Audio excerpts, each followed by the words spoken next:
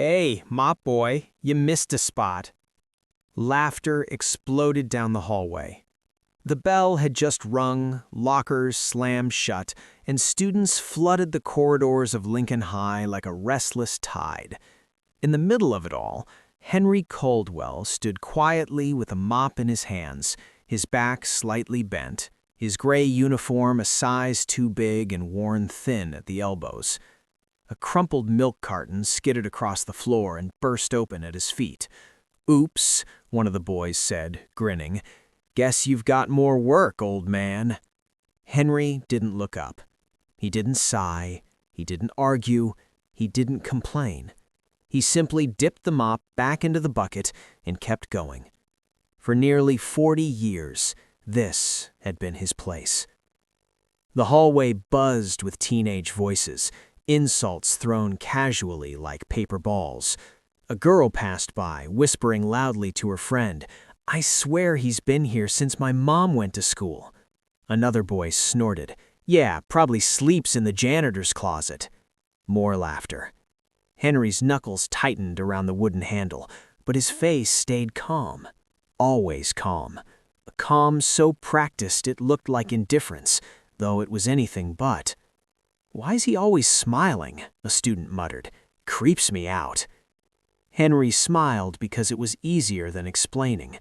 Because if he didn't smile, someone might notice the sadness, or the memories, or the weight he carried quietly every single day. He was 68 years old that morning, and invisible. The bell rang again, sharp and demanding, and the hallway emptied as students rushed to class. The laughter faded, leaving behind scuffed floors, crushed papers, and silence. Henry worked through it all. He always did. No one knew when he'd started. Some teachers thought he'd been hired in the late 80s. Others swore he was already there when they began teaching. The truth was simpler. Henry Caldwell had been cleaning Lincoln High since 1984.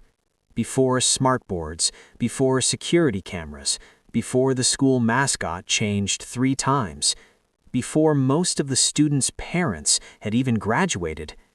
Yet no one remembered his first day. They only remembered that he was always there, always sweeping, always fixing, always unlocking doors before sunrise and locking them long after dark, always ignored. In the faculty lounge, 2 teachers sipped coffee.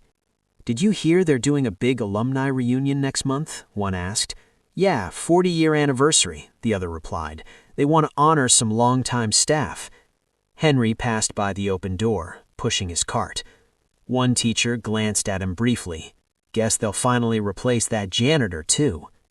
Henry pretended not to hear. He always did. Because hearing meant remembering, and remembering hurt.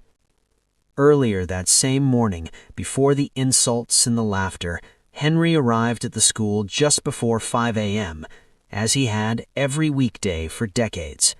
The parking lot was dark, the building silent. He unlocked the side door with the same key he'd carried on the same ring since Ronald Reagan was president. Inside, the halls smelled faintly of disinfectant and old books. Henry paused near the trophy case. He always did. Inside were faded photographs, football teams, honor students, prom kings and queens, generations of faces smiling back through dusty glass. Henry's reflection stared back at him, too. Gray hair, wrinkled skin, eyes still sharp. He adjusted his cap and whispered softly, "Another day." He didn't know that in just a few weeks, this school and everyone in it would finally be forced to see him, not as a janitor, but as something far more important. Later that afternoon, the bullying escalated. It always did when there was an audience. Henry was cleaning near the gym when a group of seniors crowded around, blocking his path. "Hey," one of them said, stepping in front of the mop bucket. "Bet you couldn't afford college, huh?" Another laughed. "Man probably barely finished high school." Henry looked up then, just briefly. His eyes met theirs. There was no anger in them, Only something deeper, something older.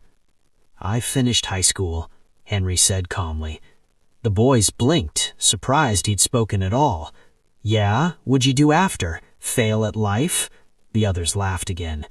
Henry's smile returned, gentle and unshaken. "I worked," he said simply. The boys lost interest quickly. Bullies always did when their target didn't react the way they wanted. They walked off, still laughing, already forgetting him. Henry bent down to wring out the mop, but his hands trembled slightly, because their words echoed against memories he rarely allowed himself to revisit, of nights studying by dim light, of sacrifices made quietly, of dreams postponed again and again for other people's children. Across town, flyers for the Lincoln High 40-year reunion began circulating. "Come celebrate the legacy, reconnect with classmates, honor the people who shaped our lives." Henry saw one taped to the bulletin board near the main office. He stared at it longer than he meant to. Legacy. He smiled softly. They had no idea. That night, after finishing his shift, Henry sat alone in his small apartment.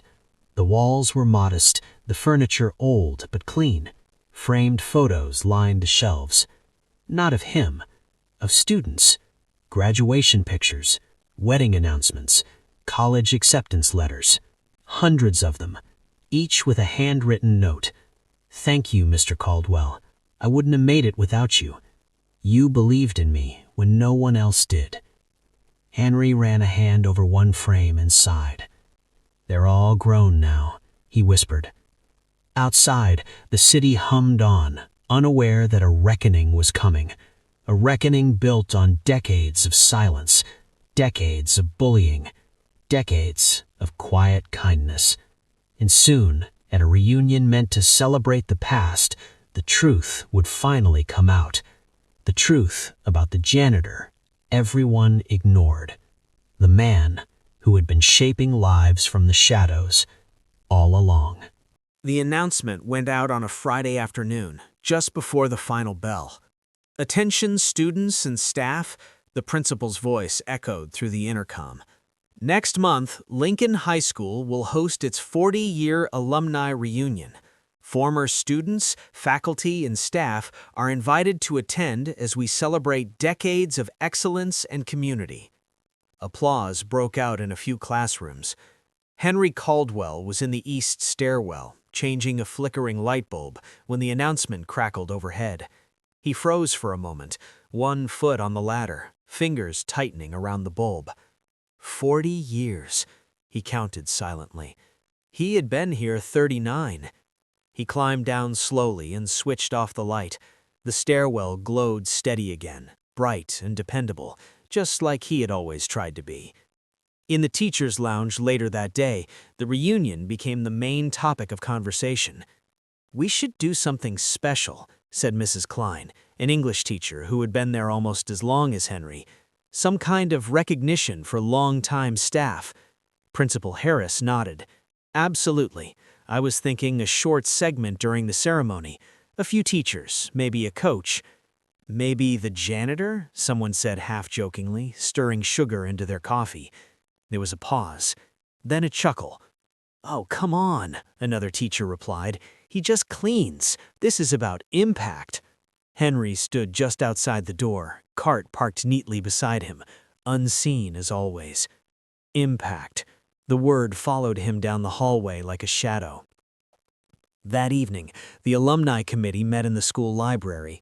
Former students, now lawyers, business owners, parents, and grandparents sat around long tables, reminiscing loudly. "Remember Coach Thompson?" one man laughed. "Threw a clipboard at me senior year." "I wouldn't be where I am without Mrs. Alvarez," a woman added. "She stayed after school every day to help me with math." Names flew around the room, praise stacked on praise. No one mentioned Henry, not once. And yet, in the margins of their memories, he was everywhere.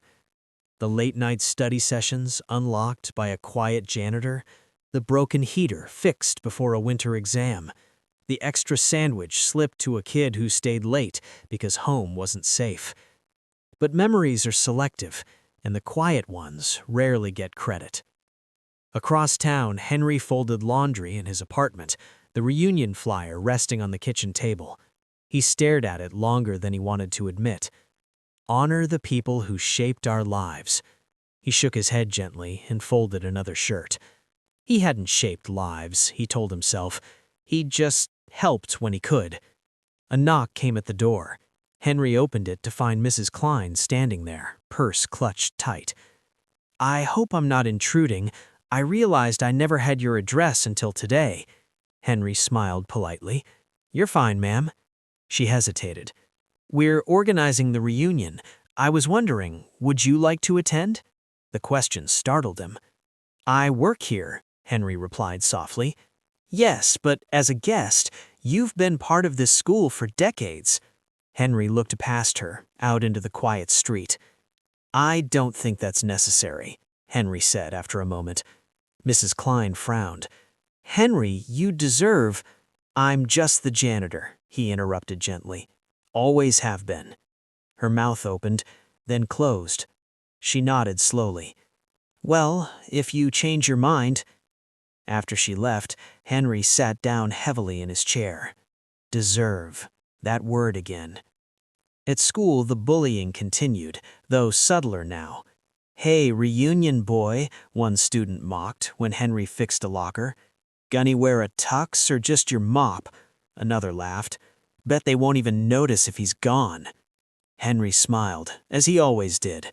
But inside, something had shifted. The reunion wasn't just stirring memories, it was stirring questions. The following week, a former student named Carla Reyes visited the school. She was now a city council member, successful and confident. She walked the halls slowly, nostalgia softening her sharp suit. Then she stopped. "Is that Henry?" He was replacing ceiling tiles, balancing carefully on a ladder. "Mr. Caldwell?" she called. Henry looked down, squinting. "Carla?" She smiled wide. "You remember me. You used to stay late for debate club, your locker jammed every other day." Her smile faltered. "You used to unlock the library for me when I couldn't go home." Henry nodded. "You needed space." She stared at him for a long moment. "You know," she said, voice thickening, "I never thanked you." He waved it off. "You did just fine on your own." "No," she said firmly, "I didn't."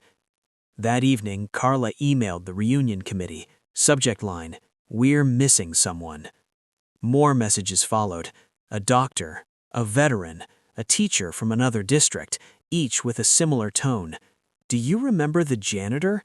The man who stayed late? The one who listened?" The committee grew uneasy. "Why are all these people mentioning him now?" one member asked. Principal Harris frowned at his inbox. "It's strange." Strange because it didn't fit the narrative. Strange because it forced them to look down. Henry noticed the shift before anyone spoke to him. People lingered longer. Eyes followed him. Whispers softened when he passed. One afternoon, a senior stopped him near the lockers. "My mom went here," the girl said awkwardly. "She said you helped her get through some stuff." Henry smiled. "Your mom was strong." The girl nodded, swallowing. "She said to say thank you." Henry watched her walk away, heart pounding. Something was happening, something he hadn't prepared for. At the final reunion planning meeting, Carla stood up. "We need to talk about Henry Caldwell," she said plainly. Silence filled the room. "The janitor?" someone asked. "Yes, the man who kept this school running, the man who kept many of us going."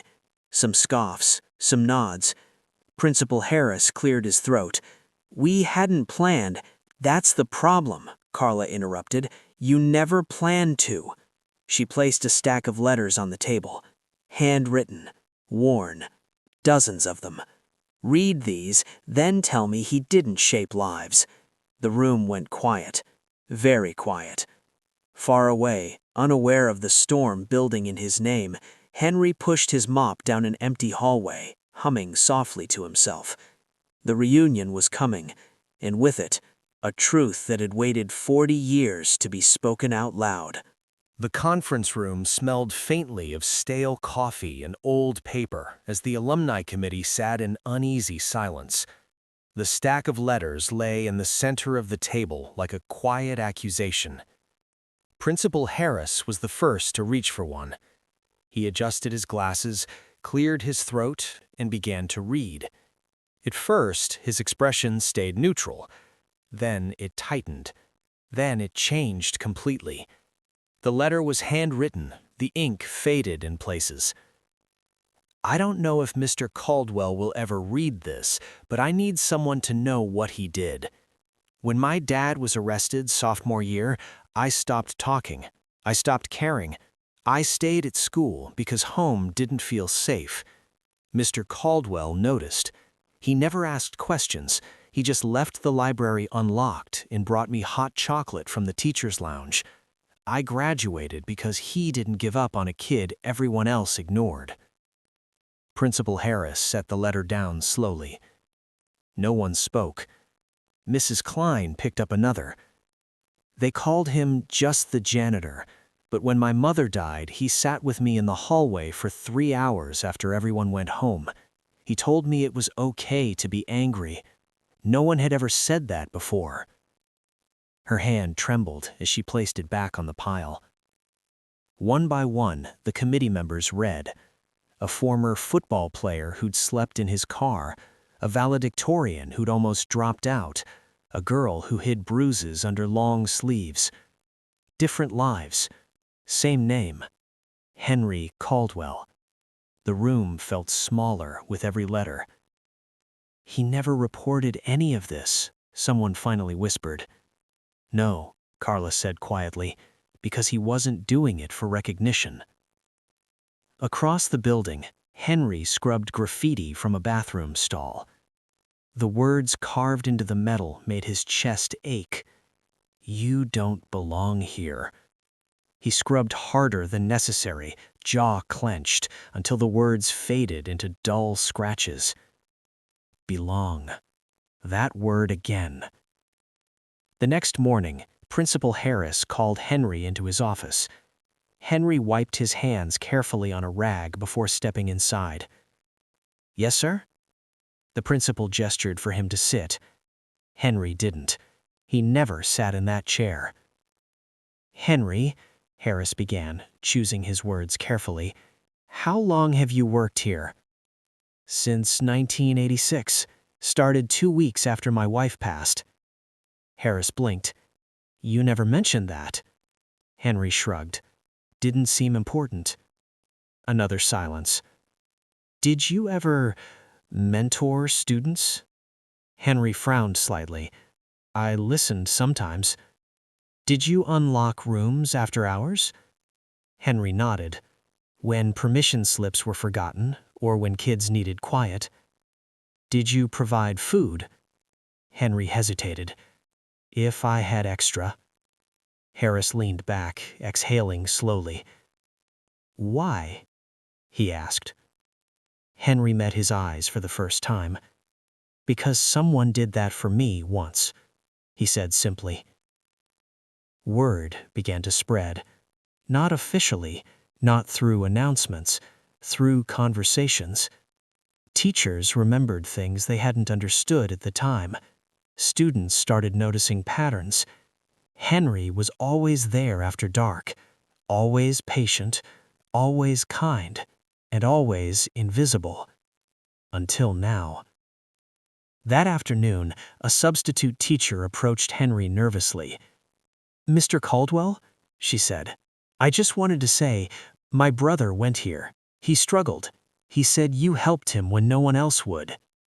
Henry smiled gently. "I'm glad he's okay." "He is," she replied. "He's a counselor now." Henry blinked, surprised. "Well," he said softly, "that's good work." The reunion committee reconvened 2 days later. "We need to change the program," Carla insisted. Principal Harris nodded. "Agreed." "But how?" another member asked. "He doesn't like attention." Then we do it anyway, because this isn't about his comfort, it's about the truth. They voted unanimously. For the first time in 40 years, Henry Caldwell would be acknowledged publicly. Henry found out by accident. A flyer slipped from a student's backpack and landed at his feet. He picked it up. Special Honor Presentation, Lifetime Service Award. Below it, in smaller print, presented to Henry Caldwell. His hands trembled. He folded the paper carefully and slipped it into his pocket. That night, he didn't sleep. Memories flooded back. Laughter, tears, late nights, quiet conversations no one else remembered. He hadn't planned for this. He hadn't prepared for being seen. At the reunion rehearsal, teachers practiced speeches. Henry stayed far away, fixing a loose stage step. Carla spotted him. "Henry," she said softly, "you're coming, right?" Henry nodded slowly. "I'll be there." She smiled. "Good. It's time." But not everyone was pleased. A former administrator cornered Principal Harris in the hallway. "This is embarrassing. Highlighting a janitor? What does that say about us?" Harris stared at him. "It says we missed something important." The night before the reunion, Henry sat alone in his apartment, holding a small wooden box. Inside were notes students had slipped him over the years. "Thank you. I needed this. You helped." He hadn't read them in years. Now, with shaking hands, he did. And for the first time, Henry Caldwell allowed himself to cry. The reunion would change everything. Not because Henry wanted it to, but because the truth refused to stay quiet any longer. The gymnasium hadn't changed much in 40 years.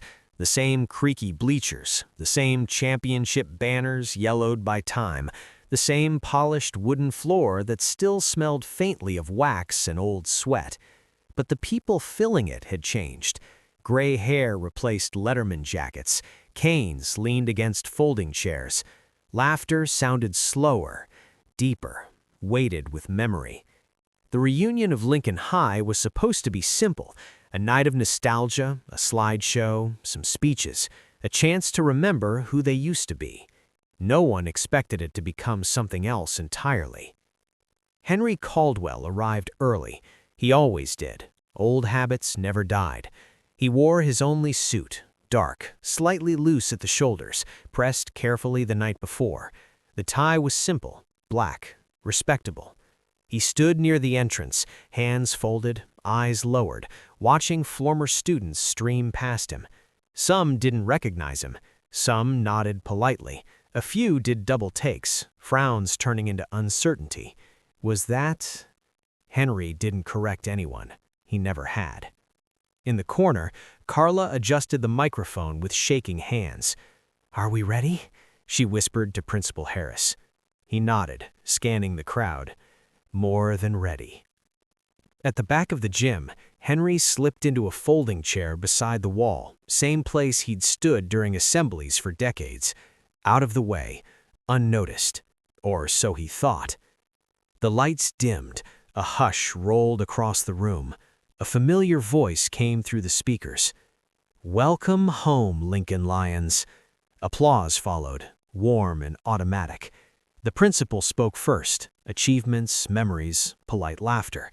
Then came the slideshow, graduation photos, football wins, homecoming queens. Faces flashed by, frozen smiles from another lifetime. Henry watched quietly. Then the screen went black, and stayed that way. A murmur rippled through the crowd. Carla stepped forward. Her voice shook, not from nerves, but from weight. "Before we continue," she said, "there's something we need to correct." Silence fell. For decades, this school has celebrated success without acknowledging who made that success possible. She paused. Her eyes searched the room, then found Henry. "Tonight," she said, "we honor someone we failed to see." Henry felt his stomach drop. No, not like this. Carla gestured toward the screen. A new image appeared, a grainy photo from the 1980s, a tall black man in coveralls, holding a mop, standing beside a shy student clutching a backpack. Gasps filled the gym. Henry's chest tightened. "Henry Caldwell," Carla said clearly. The name echoed. Heads turned. Slowly, one by one, eyes landed on Henry. Recognition sparked, then realization, then something deeper. Henry tried to stand. His knees buckled. Principal Harris was beside him instantly, steadying his arm. "Easy," he whispered. "We've got you." Henry swallowed hard. The applause began hesitantly, then grew, then swelled. People stood. The sound filled the gym, thunderous, relentless. Henry stood frozen, overwhelmed. He had cleaned this room 1,000 times, never imagined hearing it roar for him. Carla continued, voice cracking. For over 40 years, Henry Caldwell worked in these halls, but that title never captured who he truly was. The screen changed again. Scans of letters appeared, words enlarged so the crowd could read. "He saved me when I was invisible. He fed me when I was hungry. He listened when no one else did." Gasps turned to sobs. A man in the front row buried his face in his hands. A woman whispered, "That was me." Henry's ears rang. He barely heard Carla say, "Henry, would you come forward?" The distance from the wall to the stage felt like miles. Each step was heavy with memory. The nights alone, the insults, the years of being unseen. When he reached the microphone, the applause finally faded. The silence that followed was heavier than noise. Henry gripped the podium. His hands shook. He opened his mouth, then closed it. For the first time in his life, he didn't know what to say. He began. His voice caught. The crowd waited, patient, respectful. Henry took a breath. "I never expected this. Truth is, I never wanted it." Soft laughter rippled through the room. "I wasn't trying to be special. I just remembered what it felt like to be alone." His gaze swept across the faces, familiar now in ways he hadn't realized. When you're young and hurting, silence can feel louder than shouting. I just tried to make it quieter. Tears streamed freely now, not just his. A former football captain stood suddenly. "You saved my life," the man said, voice shaking. Another voice followed. "And mine. And mine." People stood, one after another. Stories poured out. No microphone, no script, just truth. Henry stepped back, overwhelmed. Principal Harris placed a small velvet box into his hands. Inside was a medal, Lifetime Service Award. Henry stared at it like it didn't belong to him. "They called me just a janitor," he said softly. "But I knew. Every floor tells a story. Every hallway remembers." The gym erupted again. From the back, a young custodian watched, tears streaking down his face. For the first time, he saw what dignity looked like. Later that night, long after the lights dimmed, Henry returned to the empty gym. He stood alone on the polished floor, silent again, but different. The echoes no longer mocked him. They honored him. And for the first time in decades, Henry Caldwell belonged. The gym emptied slowly that night. People lingered longer than planned, standing in small circles, voices hushed, faces changed. Laughter felt inappropriate now, not gone, just tempered by something deeper. A truth had surfaced that no one could unsee. Henry Caldwell sat alone again, this time on a wooden bench near the lockers. The medal lay heavy in his lap. He kept touching it, not to admire it, but to confirm it was real. For 42 years he had walked these halls unnoticed. Now the walls seemed to lean in, remembering. Carla found him there. She didn't speak at first. She just sat beside him the way she used to when she was 16 and hiding from bullies who waited by the bus stop. "You okay?" she finally asked. Henry nodded slowly. "Just tired," he said. "Good tired." She smiled through tears. They needed to know. He sighed. "I never wanted them to feel guilty." "That's not what this is," Carla said gently. "It's gratitude catching up." Henry didn't answer. His eyes were fixed on the far wall, where the lockers still bore dents from decades of backpacks and teenage rage. "I remember when they broke that one," he said suddenly, pointing. "Kid punched it after his dad got locked up. Sat right there and cried like he was 5 again." Carla swallowed. "You never told anyone." "No," Henry said. "Didn't seem like my story to tell." The following morning, Lincoln High woke up different. Not louder, not prouder, quieter. Teachers walked slower through the halls, students spoke softer near the custodial closet. Even the morning announcements felt measured. Word of the reunion had spread. Fast. By noon, the local paper ran a headline, "The Janitor Who Raised a Generation." By evening, it was national. Henry didn't own a smartphone. He didn't watch the news. He found out the old-fashioned way, a knock on his door. His small apartment smelled of lemon cleaner and coffee. The furniture was worn but immaculate. Everything had a place. When he opened the door, 3 reporters stood there, notebooks ready. "Mr. Caldwell, can we ask you a few questions?" Henry stared at them like they'd mistaken him for someone else. "I think you've got the wrong man," he said quietly. They didn't. At school, Principal Harris called an emergency staff meeting. The room buzzed with nerves. "This attention isn't going away," he said. "We need to handle this with respect." A teacher raised her hand. "We didn't know." The words landed wrong. Harris sighed. "That's the point." Silence followed. Former students began returning, not for reunions, for answers. One by one they showed up outside Henry's apartment, unsure if they were welcome. He welcomed them anyway. A woman in a business suit hugged him so hard he lost his balance. A man with tattooed arms sobbed like a child. They brought letters, photos, old drawings, proof, not of what he did, but of who they became because of it. One envelope stood out, cream-colored, heavy paper. Inside was a letter written in shaky cursive. "Mr. Caldwell, you used to leave an apple in my locker when my mom couldn't afford lunch. I never told anyone. I just want you to know, I'm a nurse now. I feed people for a living because someone fed me first." Henry folded the letter slowly. His hands trembled. The school board called a meeting. "Do we honor him publicly?" one member asked. Another scoffed. "We already did." A third shook her head. "Not enough." By unanimous vote, they decided. The custodial wing would be renamed the Henry Caldwell Student Support Center. Counseling, tutoring, meal assistance, everything Henry had quietly done, now official. When they told him, Henry didn't smile. He frowned. "Don't name it after me," he said. "Name it after the kids." They compromised.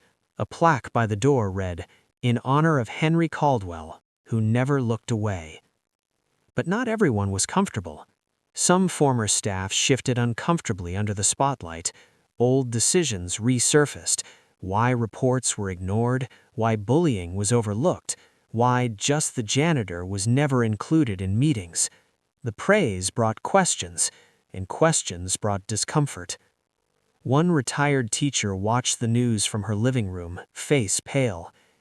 "We failed him," she whispered. Her husband replied, "No, we failed ourselves."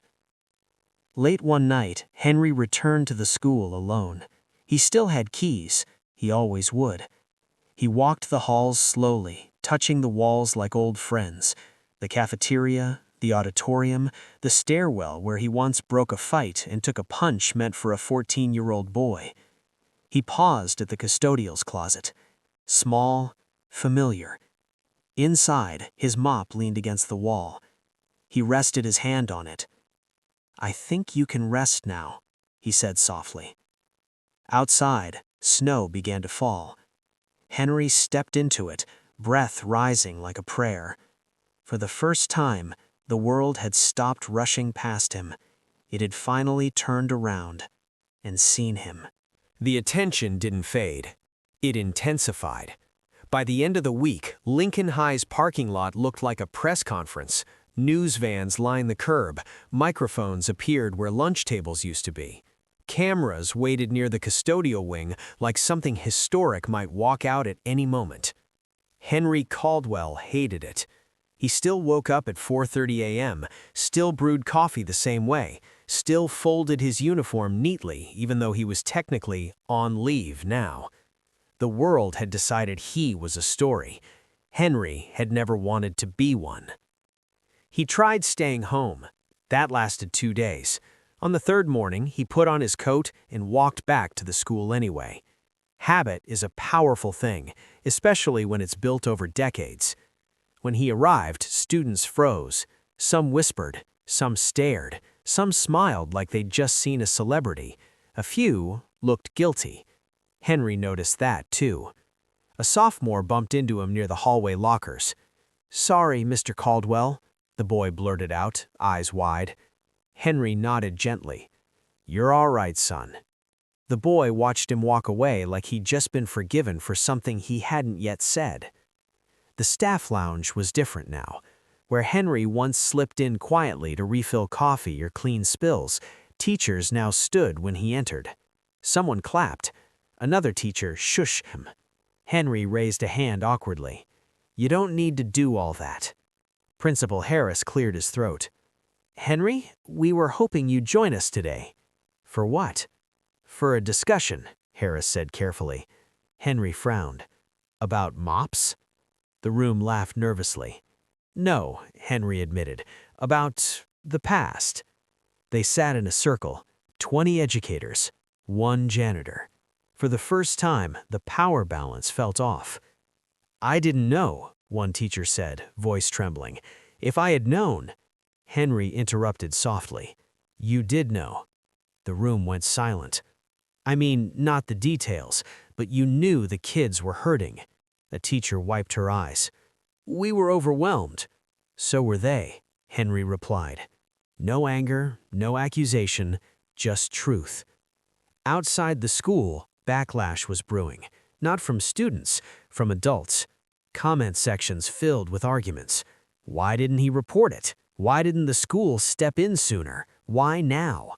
Some praised him as a saint. Others questioned his silence. A radio host scoffed on air. If he cared so much, why didn't he speak up instead of sneaking around?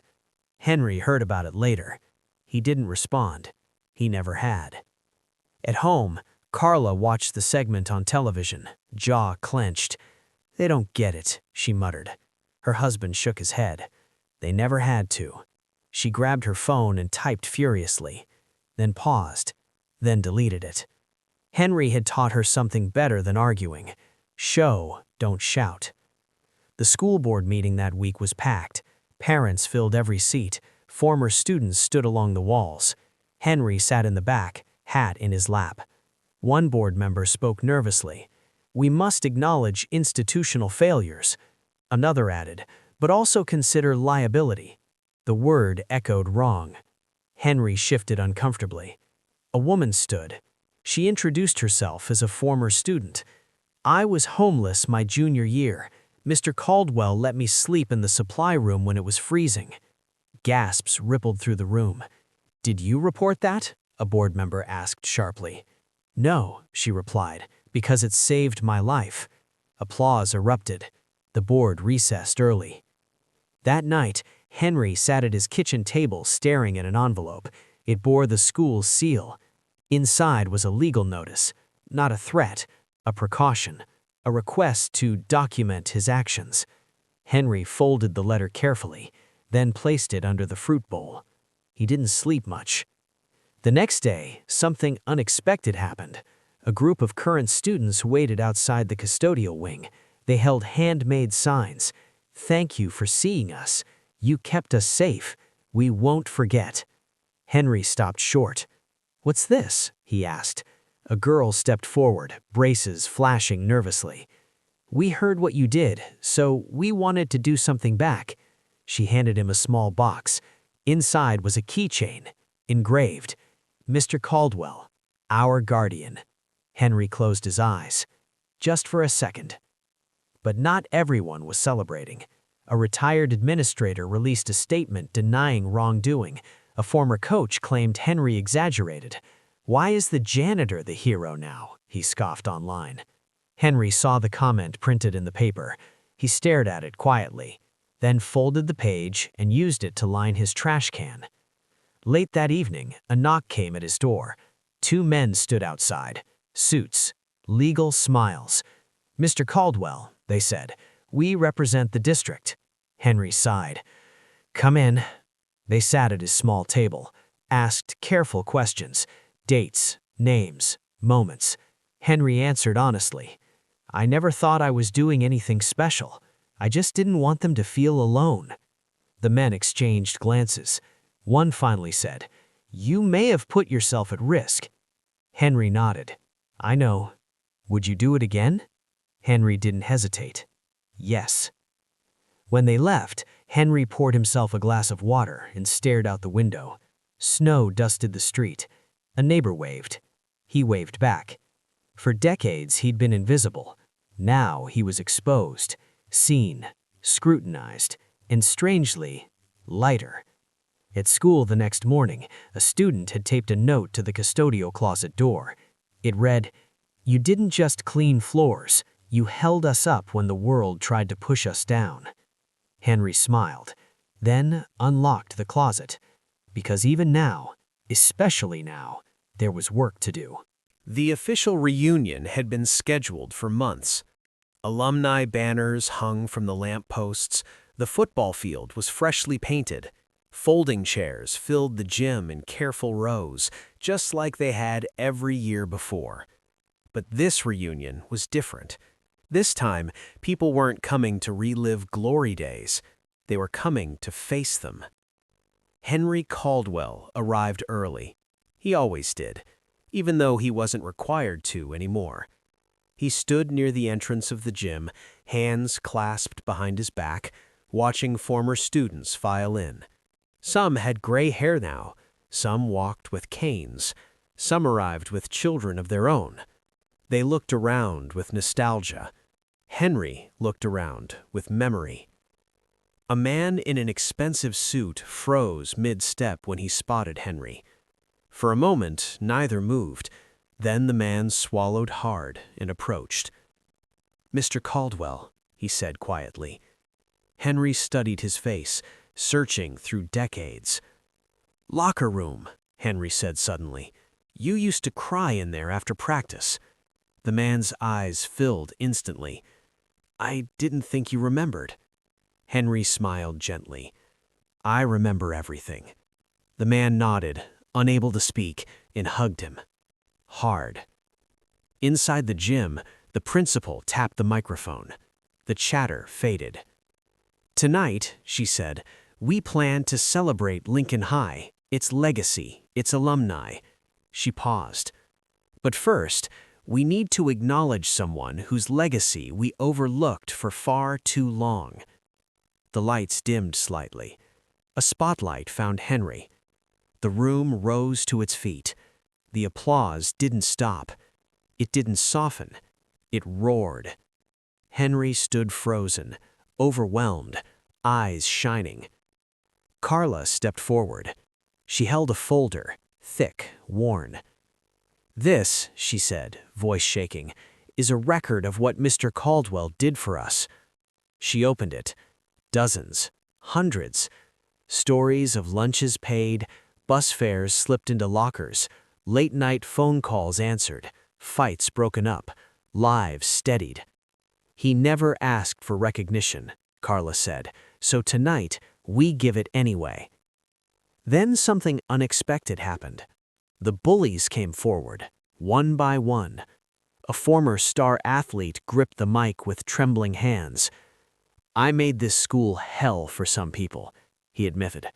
"Mr. Caldwell stopped me more times than I can count. I didn't listen." He looked at Henry. "I'm sorry." A murmur rippled through the crowd. Another followed. Then another. Apologies stacked like bricks, not to erase the past, but to finally acknowledge it. Henry raised a hand. "Listen," he said softly. The room leaned in. "I wasn't perfect," he continued. "I missed things. I failed sometimes." He swallowed. "But I believed in you. All of you. Even when you didn't believe in yourselves." Silence. Then tears. The final speaker was a young boy, barely 10. He clutched the microphone nervously. "My mom went here," he said.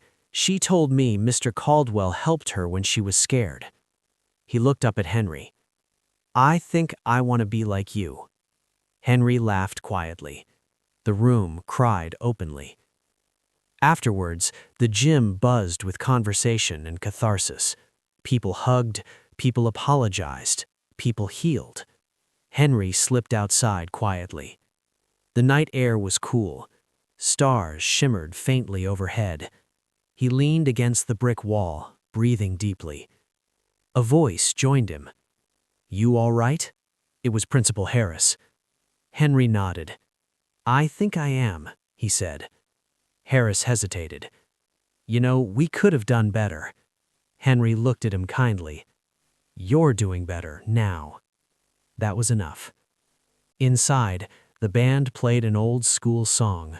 Couples swayed. Laughter returned, but it felt earned now. Before leaving, Henry walked back inside one last time.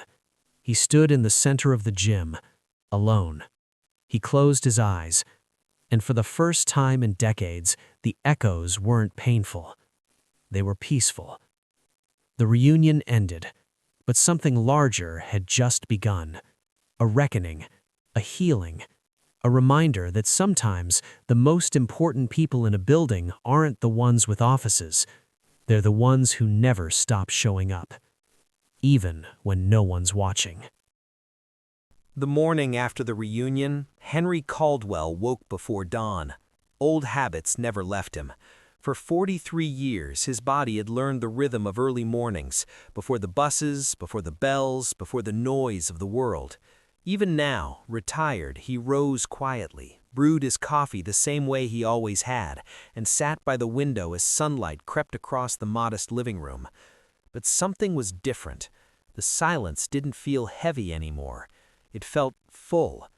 Henry hadn't planned to return to Lincoln High that day, but around 8:30 his phone rang. He stared at it for a long moment before answering. "Mr. Caldwell?" Principal Harris asked. His voice carried an unusual excitement. "I was hoping you might come by the school." Henry chuckled softly. "I thought you'd had enough of me by now." "On the contrary," Harris said. Well, you should see this." When Henry pulled into the familiar parking lot, he nearly stopped the car in disbelief. The front lawn was filled with people. Students, teachers, parents, and cameras. News vans lined the curb. A banner hung across the front steps of the building. "Thank you, Mr. Caldwell." Henry sat in his car, stunned. "What on earth?" he murmured. As he stepped out, the crowd noticed. Applause erupted. Not polite applause, not reunion applause. Something deeper, something grateful. Carla rushed toward him first, tears already in her eyes. "I'm sorry," she laughed through them. "We didn't mean to ambush you." Henry shook his head slowly. "What is all this?" She gestured behind her. "Your story didn't stay in the gym last night." It hadn't. Someone had recorded the reunion speeches, posted them online. By morning, millions had watched. By noon, the story had spread across the country. Janitor silently saved generations of students. The man schools ignored until it was too late. People recognized themselves in the story. Teachers who'd missed signs, students who'd been saved quietly. parents who never knew who helped their kids survive. Henry was guided inside, down the hallway, past lockers he'd polished for decades. But now the walls were different. Framed letters hung neatly, photos, names. A display stretched the length of the corridor, the Caldwell corridor. Each plaque told a story, a life changed, a moment intercepted, a kid protected. Henry covered his mouth. His voice broke. I never wanted. Principal Harris stood beside him. I know, he said softly. That's why it matters. In the auditorium, students filled every seat. Many had never met Henry before, but they stood when he entered, every single one. Harris stepped to the podium. This school failed to see one of its greatest educators, he said plainly. We thought teaching only happened in classrooms. He turned to Henry. We were wrong. Henry was handed the microphone. He hesitated, then spoke. I didn't do anything special, he said gently. I just paid attention. A ripple moved through the room. When someone looked scared, I noticed. When someone stopped laughing, I noticed. He smiled faintly. That's all it takes sometimes. After the ceremony, something unexpected happened. The district superintendent approached, then a state representative, then a foundation director. Offers followed, scholarships named in his honor, counseling programs modeled after his quiet methods, training modules for staff on noticing the invisible kids. Henry listened, overwhelmed. I don't need my name on things, he said softly. The superintendent nodded. Then we'll put your values on them instead. That evening, Henry returned home exhausted, but peaceful. He sat in his worn recliner, staring at the wall. The phone rang again. Mr. Caldwell? A young voice asked, nervously. Yes? My name is Marcus. I go to Lincoln. I just wanted to say, I was gonna quit school last year. Henry closed his eyes.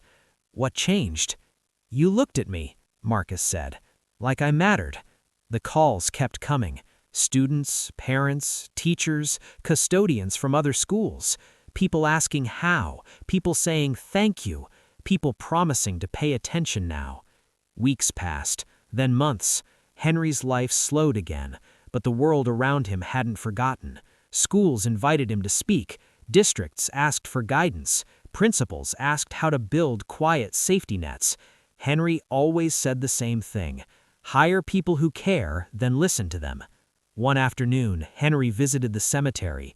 He stood before his wife's grave. I think they finally heard us, he said quietly. The wind stirred the grass. For the first time, he felt like the years of quiet sacrifice had landed somewhere safe. At the end of the school year, Lincoln High held an assembly. Students unveiled a mural painted across the wall near the janitor's closet. Henry stood beside it. The mural showed a man sweeping a hallway, but behind him, shadows of children stood tall, healed, grown, strong. At the bottom, simple words, "Some heroes never hold a chalk." Henry touched the paint gently and smiled. He never asked for recognition, but the world finally gave him something better, understanding, and a promise that no one watching quietly from the corners would ever be ignored again.